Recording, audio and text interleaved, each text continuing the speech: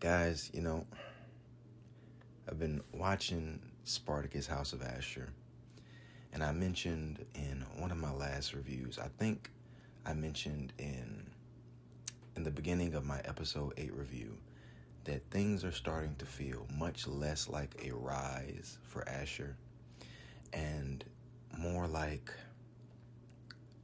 a sort of torment. And this is bringing me back. I'm not sure if I mentioned this in my episode 1 review. I'm not sure.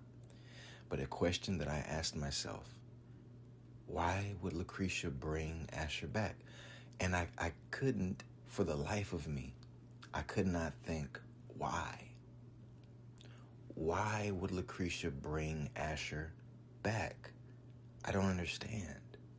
If you think about their relationship, the relationship between Lucretia, Ashur, and Batiatus, it was not really a fond one. Ashur was simply a tool. Him and Batiatus got along at times, mostly because Ashur performed. However, what happened to the relationship between Ashur and Lucretia after Batiatus passed on? Now, a lot of people who may have stopped watching after season 1 due to the unfortunate passing of Andy Whitfield, a lot of information like this they don't know. Now, if you continue watching, such as me, I'm kind of kicking myself for not remembering this. Do you guys remember it? And I'm going to read it right here. In Spartacus' vengeance, Ashur betrays the memory of Batiatus and forces himself upon Lucretia by leveraging his newfound authority under Roman commander Glaber. He manipulates Lucretia, forcing her to wear her signature red wig and submit to him as dominus. Ashur aims to seize the house of Batiatus for himself, threatening to expose Lucretia's secrets, though she eventually orchestrates his death. Now, what if all of this is revenge for that moment? What if all of this is revenge for when Ashur took control and took power from Lucretia, forcing himself upon her, basically spitting on the relationship and the marriage of her and Batiatus? Betrayal of legacy. After the fall of the house of Batiatus, Ashur, previously a cunning slave, aligns with Roman authority, transforming into a willing collaborator with the Romans in vengeance to subdue the rebellion. Coercion to Lucretia. In vengeance, Ashur holds power over Lucretia, forcing her to wear her red wig and call him dominus. He threatens to expose her, treating her as a pawn rather than a partner, making her his unwilling lover and slave. Political maneuvering. Ashur leverages his service to Glaber to secure the ludus and promises of wealth, seeking to become the new owner of the gladiator school. Spitting on the history. This school is supposed to be owned by one of the Batiatuses. It was owned by his father before him. This is supposed to be their family. This is the Batiatus household. This is the Batiatus ludus. It's supposed to stay in their name. So once again, Ashur is spitting on their name in vengeance. Ashur got very busy in vengeance, man. He was a busy motherfucker in vengeance. So yeah, guys, this is all coming back around to me now. Maybe, not even maybe, man. I'm almost convinced that he's in hell now.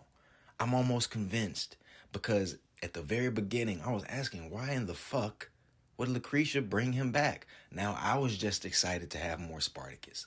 So I'm not going to ask too many fucking questions. I don't really give a fuck. I'm glad we got Spartacus back. But why? Why would she bring him back? I always ask why. I love to ask why. Why? And now I am almost completely convinced that Ashur is in hell of the making of Lucretia's specter. She is literally, just as she orchestrated his death, she is orchestrating his torment. And that is what I believe now. I am almost completely convinced Ashur's in fucking hell, and he is basically doomed to always reach the cusp of what he desires. only to have it snatched from him, to have his reputation even further tarnished, and to see the true extent of which he can really fall.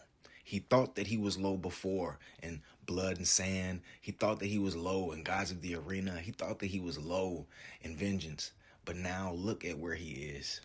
I feel like he's truly falling now. He's not a slave anymore, but at least when he was on the leash of Betiades, at least he had some sort of power with that, and he had protection, because Betiades really knew how to maneuver Roman politics. Betiades was the type of man who he would contend and talk back to a magistrate, to Glaber. Betiades didn't give a fuck, because he was a Roman, and he was really about that life, man. Betiades was really like that, and Ashur, he thought that his words and his maneuvering was what led Betiades to basically the state that he got to the heights that he achieved. Not at all. Not at all. Ashur is very hubris. He is very overconfident, and I feel like he's suffering, man. I feel like this is his torment. This is his own personal fucking hell. What do you guys think about this theory? Let me know in the comment section. This was kind of a spur of the moment video.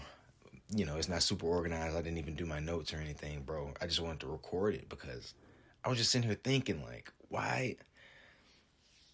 Because I'm looking at the result of everything. Calidus is gone. Fucking Gabinius is dead. And Viridia is about to get married off. Like, everything that he set up, everything that he's been working for is getting snatched from him just here in season fucking 1, man. Just here in season 1. It wasn't like, oh, this season's going to be his rise, and the season finale, he reaches his pinnacle, and then next season, everything starts to get snatched from him. All within this one season, he has reached a peak, and he has fucking plummeted.